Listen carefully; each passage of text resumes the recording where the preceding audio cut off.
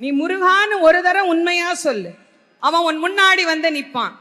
முருகனே வர்ற அளவுக்கு நாங்க என்னங்க அவ்வளோங்க புண்ணியம் பண்ணி இருக்கிறோம் அப்படின்னா, அதுக்காக அருணகிரிநாத சுவாமி நமக்கு சொல்றாரு, கவலையே படாத, அவனுடைய வேல் இருக்கிறது, அவனுடைய மயில் இருக்கிறது, அது உன்னை பாதுகாக்கும். வேல் என்பது ஒரு ஆயுதம். அது வெறும் ஆயுதத்தின் அடையாளம் அல்ல, ஞானத்தின் அடையாளம். முருகப்பெருமானுடைய தத்துவமாக இச்சாசக்தி, கிரியாசக்தி, ஞானசக்தி தத்துவம் முருகன்.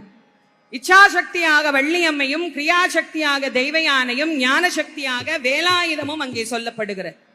வேல் என்பது ஞானத்தினுடைய பிரதிபிம்பம். ஞானம் எப்படி இருக்கணும் அப்படின்னா, வேலினுடைய வடிவத்தை தான் காட்டுறோம். மேற்பகுதி கூராக இருக்க வேண்டும், நடுப்பகுதி விசாலமாக இருக்க வேண்டும், அடிப்பகுதி ஆழமாக இருக்க வேண்டும். இங்க எங்க பார்த்தாலும் உங்களுக்கு வேல் வச்சிருக்கிறோம். இல்லைன்னா நீங்க இப்படி என் கையை பார்க்கலாம். இந்த கையினுடைய அமைப்பு வேலினுடைய அமைப்பு.